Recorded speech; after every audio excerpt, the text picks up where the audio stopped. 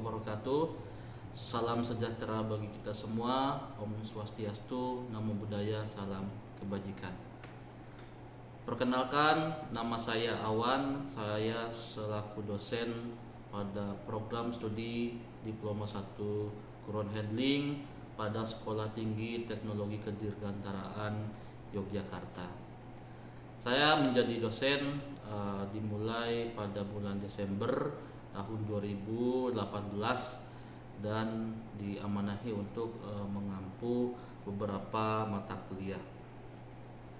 Dan pada kesempatan ini saya akan memaparkan terkait dari rencana pembelajaran semester pada salah satu mata kuliah, tentunya yang saya ajukan sebagai syarat sertifikasi dosen pada tahun 2025 ini. Adapun rencana pembelajaran semester yang saya ajukan adalah pada mata kuliah manajemen bandar udara. Dalam mata kuliah manajemen bandar udara, jadi bahwasanya mata kuliah ini adalah mata kuliah wajib pada program studi Diploma 1 Ground Handling. Bahwasanya nantinya mata kuliah ini sebagai bekal kepada para taruna untuk dapat mengetahui bahwasanya sebuah bandar udara menjadi fondasi yang sangat penting dalam mendukung kegiatan operasional ground handling yang ada di bandar udara.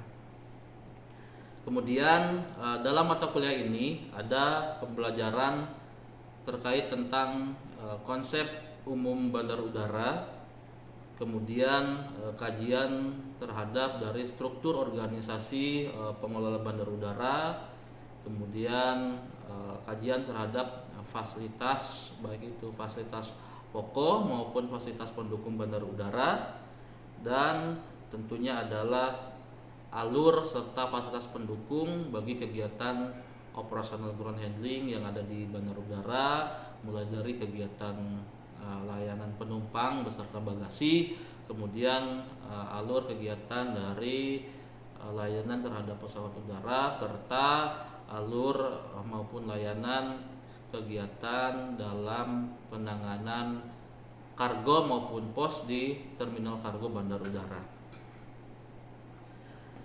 Dan tentunya tingkat kedalaman dan keluasan materi pada mata kuliah ini kami sesuaikan dengan kebutuhan kompetensi lulusan pada jenjang Diploma 1 yang diarahkan untuk mengetahui konsep umum kebandarudaraan, kemudian memahami proses kerja dalam mendukung kegiatan operasional ground handling di lingkungan bandar udara.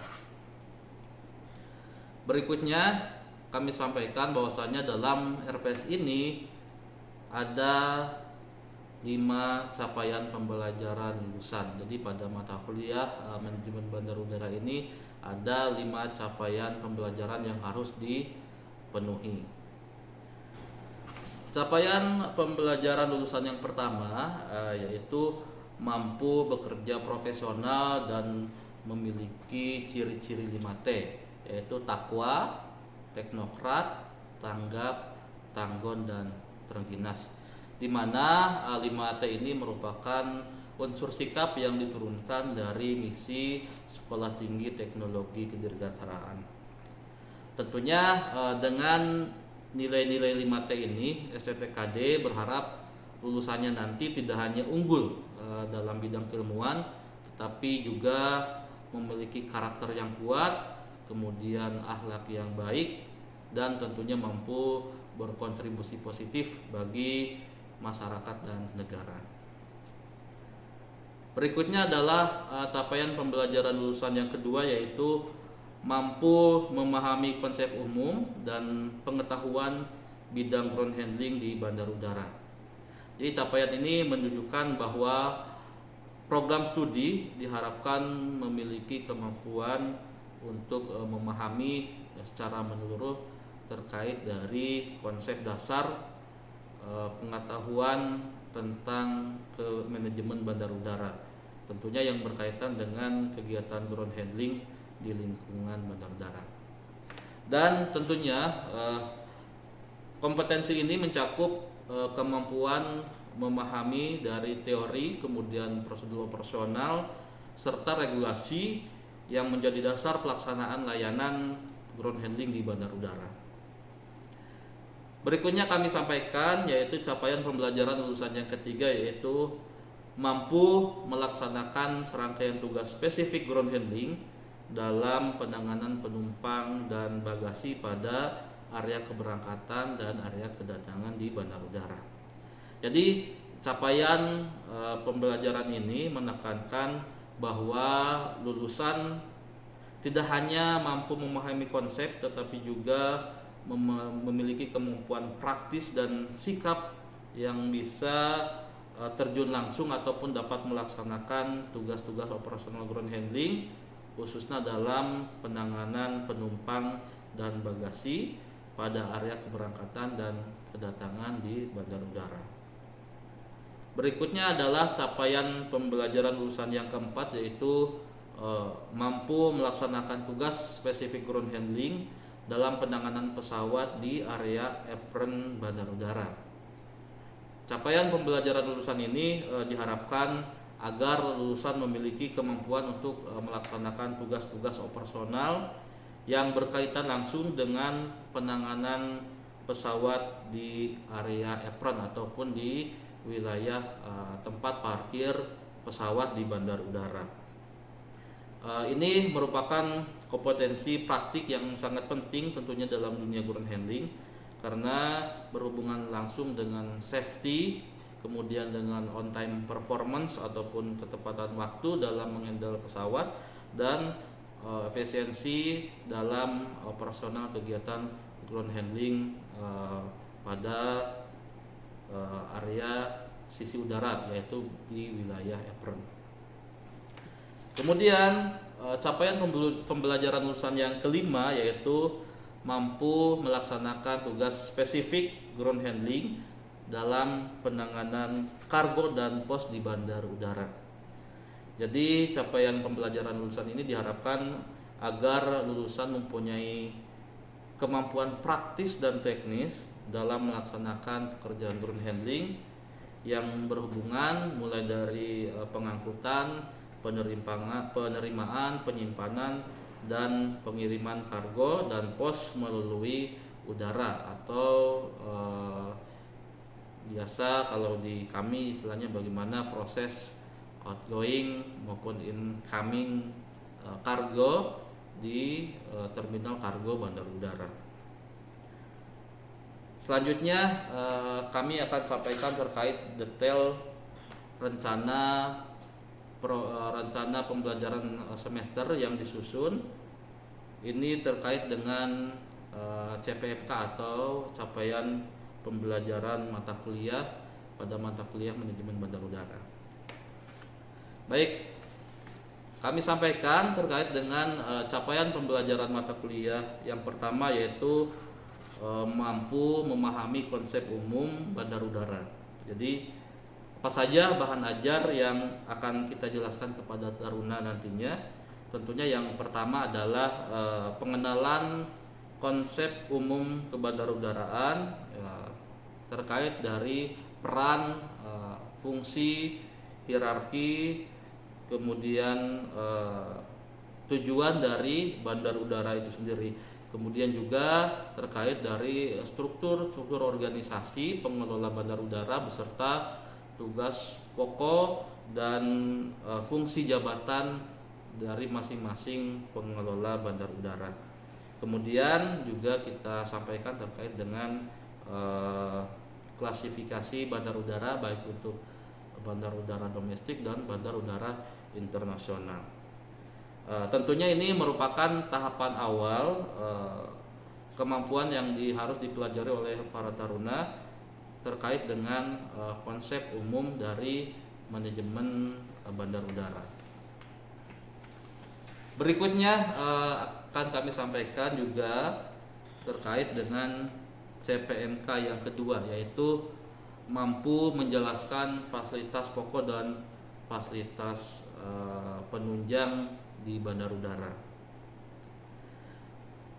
Di sini kita memberikan pengenalan kepada taruna terkait dan tentang fasilitas pokok, yaitu fasilitas keselamatan, kemudian fasilitas sisi darat dan fasilitas sisi udara, serta fasilitas penunjang lainnya yang ada di bandar udara. Tentunya pemahaman ini penting karena keberhasilan operasional sebuah bandar udara sangat ditentukan oleh ketersediaan fasilitas-fasilitasnya, baik untuk mendukung langsung kegiatan penerbangan maupun untuk mendukung kegiatan operasional layanan jasa lainnya yang ada di bandar udara. Kemudian terkait dengan capaian pembelajaran mata kuliah yang ketiga atau CPMK yang ketiga, yaitu mampu memahami alur operasional pelayanan ground handling di bandar udara. Jadi CPMK ini merupakan capaian pembelajaran utama dalam mata kuliah manajemen bandar udara, di mana para taruna mempelajari tentang alur dari layanan operasional ground handling beserta fasilitas pendukung dari kegiatan tersebut. Tentunya ini mencakup bagaimana alur dan fasilitas pendukung terhadap kegiatan layanan penumpang dan bagasi di bandar udara, kemudian kegiatan layanan terhadap layanan pesawat udara dan layanan terhadap kargo maupun pos di terminal kargo bandar udara. Kemudian kami sampaikan pula yaitu capaian pembelajaran mata kuliah yang keempat, yaitu mampu mengetahui peraturan-peraturan keselamatan dan keamanan di bandar udara. Capaian pembelajaran mata kuliah ini tentunya bertujuan agar para taruna memiliki pemahaman dasar terhadap berbagai peraturan, ketentuan dan standar internasional maupun nasional terhadap keselamatan dan keamanan dalam operasional bandar udara. CPMK ini tentunya menempatkan para taruna pada level awal penguasaan kognitif, yaitu mengetahui dan memahami aturan. Jadi sebagai awal membentuk perilaku dan praktek kerja yang aman dan bertanggung jawab di lingkungan kebandarudaraan. Berikutnya kami akan memaparkan terkait dari metode pembelajaran. Jadi pada mata kuliah manajemen bandar udara ini kami akan menerapkan metode delivery method dan juga pembelajaran yang berbasis proyek. Jadi pada delivery method ini di mana kita memberikan penyampaian materi-materi kepada taruna berupa penyampaian berupa ceramah maupun diskusi, sehingga diharapkan dengan adanya beberapa penyampaian terkait dari pembelajaran yang ada di kelas, para taruna bisa memiliki beberapa alternatif dalam metode penyampaian pembelajaran, yang semuanya tentunya bertujuan bagaimana kita memberikan materi manajemen bandar udara ini bisa sampai kepada para taruna dengan berbagai latar belakang yang berbeda-beda secara baik dan efektif, tentunya sesuai dari kemampuan masing-masing tarunanya. Kemudian terkait dari pendekatan pembelajaran berikutnya, tentunya kami menggunakan metode problem based learning. Jadi kita akan memberikan sebuah permasalahan, kemudian kita ajak semua taruna untuk berdiskusi membahas tentang bagaimana permasalahan itu bisa dipecahkan. Kemudian juga metode yang digunakan adalah project based learning atau pembelajaran yang berbasis proyek. Jadi pada pertemuan akhir perkuliahan, para taruna akan melaksanakan yang namanya kunjungan ke bandar udara atau biasa disebut dengan visitasi bandar udara. Tentunya diharapkan dengan adanya proyek tersebut para taruna bisa mengaplikasikan teori secara umum yang sudah didapatkan di perkuliahan dan tentunya dibandingkan dengan real atau kenyataan yang ada di lapangan. Dan tentunya terkait dengan video pembelajaran yang akan kami tayangkan, yaitu video pembelajaran di kelas. Ini merupakan salah satu dari materi yang ada pada capaian pembelajaran mata kuliah, yaitu mampu memahami alur operasional dari pelayanan ground handling secara spesifik di bandar udara. Tentunya di dalam pembelajaran video ini tentu kami akan menyampaikan terkait dengan CPNK apa saja yang akan kami coba sampaikan. Kemudian nanti tentang pembahasan materi yang berbasiskan problem based learning, sehingga diharapkan bagaimana para taruna bisa memahami penjelasan yang akan disampaikan. Kemudian terkait teori, jadi kami akan sampaikan teori dasarnya terlebih dahulu. Kemudian kami ajak para taruna di sini untuk berdiskusi bersama-sama guna membahas terkait dengan permasalahan yang ada. Sehingga harapannya nanti akan terjadi transfer knowledge kepada para taruna dan sehingga capaian pembelajaran mata kuliah ini bisa dicapai. Demikian untuk rencana pembelajaran semester atau RPS yang dapat kami sampaikan. Kurang lebihnya mohon maaf. Selanjutnya selamat menikmati tayangan dari pembelajaran kami di kelas. Terima kasih. Bila taufik wal hidayah. Wassalamualaikum warahmatullahi wabarakatuh. Siap, gerak.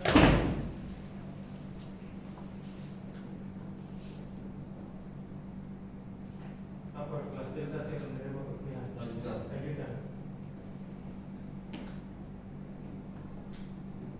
Sebelum memulai perkuliahan, berdoa mulai.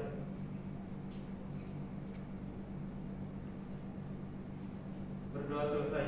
Istirahat di tempat, gerak. Oke, selamat siang para taruna taruni. Assalamualaikum warahmatullahi wabarakatuh. Semoga hari ini dalam keadaan sehat walafiat. Oke, semua hari ini kita akan membahas tentang layanan kegiatan ground handling tentunya yang ada di bandar udara gitu ya. Akan tetapi kita mari bahas terlebih dahulu pertemuan di minggu kemarin gitu ya. Ada yang masih pertemuan di minggu kemarin kita membahas tentang fasilitas bandar udara ya. Ada berapa bagian?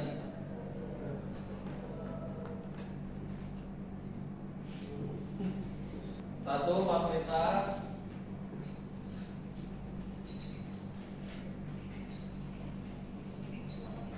Keselamatan dan keamanan.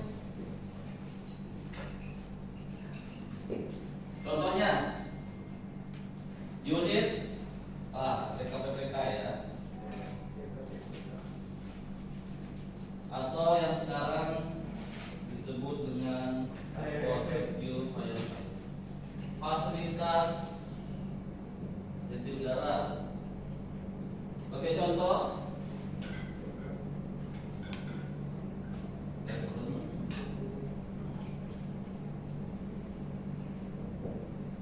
yang ketiga tentunya adalah fasilitas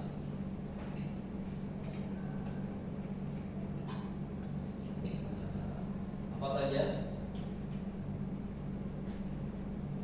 Terminal,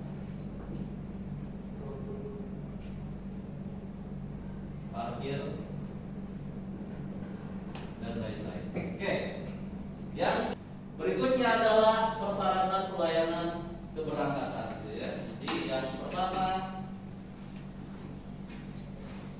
tentu jelas gitu ya, harus mempunyai yang namanya tiket yang sesuai dengan identitas. Yang berikutnya adalah mempunyai kartu identitas KTP paspor atau kitas. Kemudian ini yang paling penting adalah lolos pemeriksaan dari pihak keamanan gitu ya. Itu persyaratan pelayanan keberangkatan. Untuk siapa?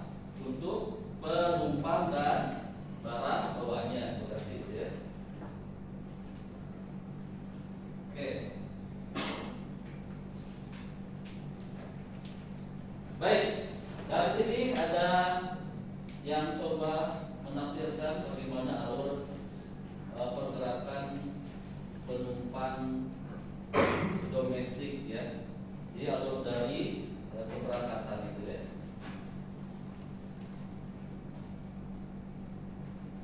Ada yang ingin coba menafsirkan atau menyampaikan tentang alur ini? Oke, baik. Jadi kita bagi tiga. Yang pertama adalah penumpang itu sendiri, kemudian petugas security dan petugas check-in, gitu ya. Oke. Dari segi penumpang alur gitu ya. Contohnya adalah Bapak Sumarto mau melakukan perjalanan dari Jogja ke Jakarta, gitu ya, dengan menggunakan pesawat maskapai titik-titik, gitu ya. Bagaimana alurnya? Jadi Bapak Sumarto saja, mulai dari memasuki yang namanya arrival atau departure atau arrival? Departure ya. Jadi memasuki gerbang keberangkatan. Kemudian proses berikutnya, alur berikutnya yaitu pemeriksaan, pengecekan tiket atau melalui security checkpoint. Oke. Yang perlu digarisbawahi sekarang bahwasanya tidak semua bandara melaksanakan security checkpoint pertama gitu ya. Jadi di bandara-bandara besar, contohnya di Jogja, security checkpointnya hanya satu kali gitu ya. Jadi ini berdasarkan teori-teori yang ada sebelumnya. Jadi sebelum ada kebijakan contohnya di Bandara Eiga hanya S1 SCP. Jadi sebelumnya harus melalui SCP 1 sebelum masuk ke area check-in. Jadi ketika di SCP 1 nih mau masuk ke pintu check-in, ada barang berbahaya, dokumennya tidak lengkap, nah, maka tidak bisa dilanjutkan ke proses berikutnya. Oke, ketika semua dokumen lengkap, kemudian barang bawaannya tidak bermasalah, berikutnya adalah melaksanakan yang namanya proses check-in. Jadi di mana semua identitas yang terkait dokumen check-in diperiksa, ya. Setelah proses check-in dilalui, kemudian penerbitan yang namanya boarding pass, gitu ya. Setelah boarding pass keluar, diterbitkan, kemudian berikutnya adalah proses memasuki ruang tunggu. Nah, ini yang terjadi di bandara sekarang ya, di bandara besar. Jadi SCP-nya hanya dari check-in ke ruang tunggu yang sekarang ya, dari DIA. Kemudian untuk di bandara-bandara lain mungkin kita perlu survei lagi ya. Melalui pemeriksaan SCP 2, security checkpoint 2 gitu ya. Apabila ada boarding pass, dokumen untuk boarding lengkap, kemudian bagasi cabin atau bagasi tersediaannya aman, maka berikutnya adalah proses memasuki ruang tunggu. Setelah di ruang tunggu, tentunya menunggu panggilan atau announcement untuk memasuki pesawat namanya boarding. Kegiatan proses keberangkatan domestik di terminal kedatangan sampai ke ruang tunggu ini sudah dianggap selesai gitu ya, karena proses berikutnya adalah handling di pesawat gitu ya. Berarti itu menjadi tanggung jawab aircrew gitu ya.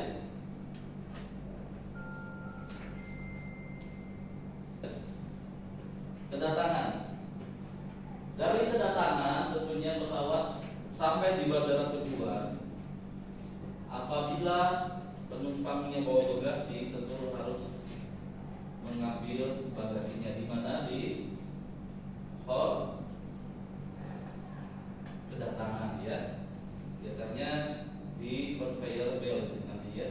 Kemudian apabila tidak bawa bagasi maka bisa langsung masuk ke lobi kedatangan, jadi tidak perlu ngambil bagasi, hanya bawa cabin baggage saja ya, jadi tidak perlu ngambil bagasi. Kemudian melanjutkan ke tempat tujuan dengan menggunakan transportasi yang ada ya, bisa menggunakan bis, damri ataupun mungkin kendaraan buat alur proses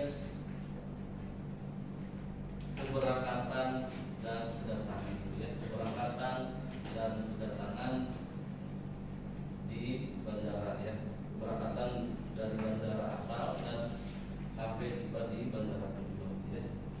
Jadi di sini ada keluarga Bapak Sumarto mempunyai putra namanya Jerombol yang di Jepang. Bapak Sumarto dan Ibu Sumarto ini melakukan perjalanan pertama kali ke Jepang. Jadi pertama kali menggunakan pesawat gitu ya.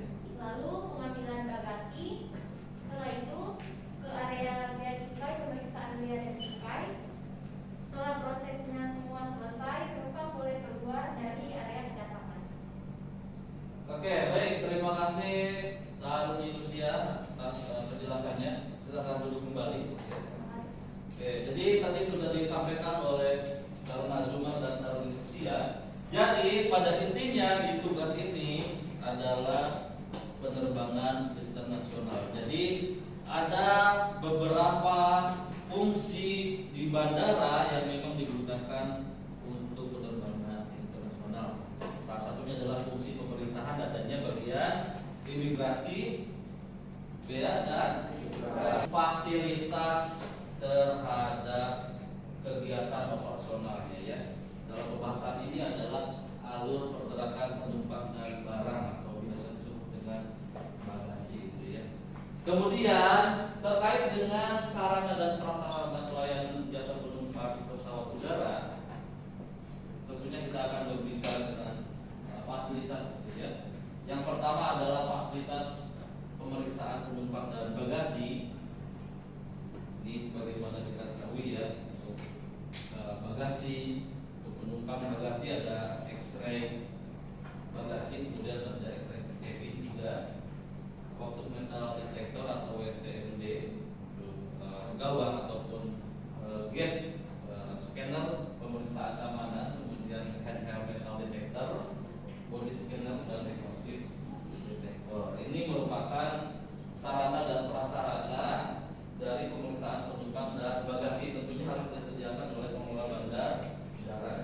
Pertemuan hari ini pada intinya membahas yang pertama tentang alur proses pergerakan penumpang dan bagasi di bandar udara, baik pada saat keberangkatan maupun kedatangan di bandara tujuan, baik domestik maupun internasional. Ya. Kemudian berikutnya adalah fasilitas pendukung dan fasilitas yang memberikan nilai tambah gitu ya. Proses pendukung tadi untuk pemeriksaan bagasi dan yang Dita Surya. Oke, baik, jadi ada 3 taruna yang tidak hadir pada siang hari ini ya. Jadi saya rasa sudah cukup, jadi bisa ditutup kembali dengan doa ya.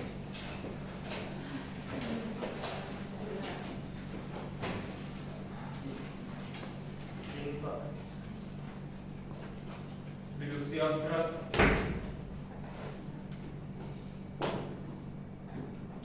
Perpilihan selesai, laporan selesai. Bubarkan. Bubarkan.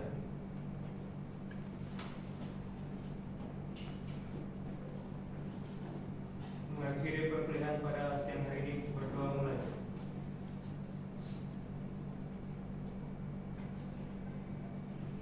Berdoa selesai. Istirahat di tempat, gerak.